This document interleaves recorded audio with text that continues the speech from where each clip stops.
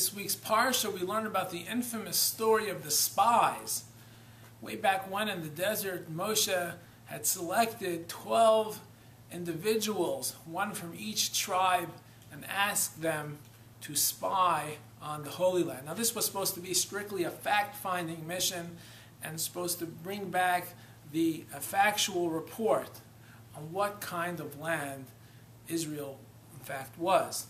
It was not supposed to be an analysis of whether or not we're worthy to go into the land or not worthy to go into the land. And as the story unfolded, the spies come back and tell the Jews a terrible report about the land of Israel.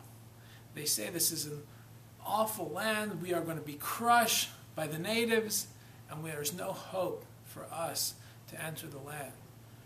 Now, if we take a closer look at the story, the spies, in fact, did not lie what they saw. They made sure to tell over the facts. They said, yes, there is a land, it is a land of milk and honey, but they gave the negative side as well. So why is there such a strong indictment of the spies? Why were the spies so severely punished? And furthermore, why were the Jews of that generation disqualified from entering the Holy Land?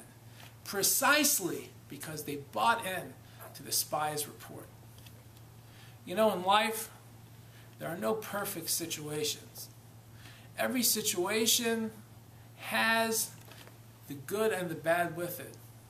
The peaches and the cream versus the stuff that doesn't really work out. And we are always faced and confronted with how to have a perspective on a situation. Are we going to view a certain glass half full or half empty? And it is the positive person that will view something as half full in the optimistic way, but a negative person will always, or many times, view a situation with negativity and dispiriting way. And that's what the mistake of the spies were. The spies came into the land of milk and honey, the land of falafel and hummus, and which would later yet be the land of drip irrigation and all the modern technology that Israel has produced. And yet they chose to focus on the negative aspect of the land. No land is perfect, no country is perfect, no culture is perfect, no language is perfect. And the spies chose to focus on the negativity of the land of Israel. And that is precisely the indictment of the spies. We were not expecting them to whitewash the report. We weren't expecting them to just rubber stamp it. We were expecting them to be factual, but not to emphasize the negative. And when they emphasized the negative, they were severely punished. And the Jews that bought into that report from that generation were disqualified from entering the land.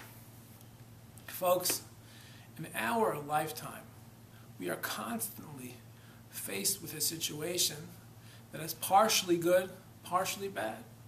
Be it the economy, our jobs, our families, nothing is perfect in life.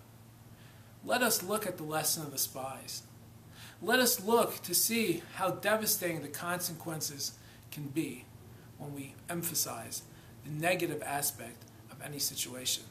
I think that's a powerful lesson to emulate from this week's Parsha. Have a wonderful Shabbos.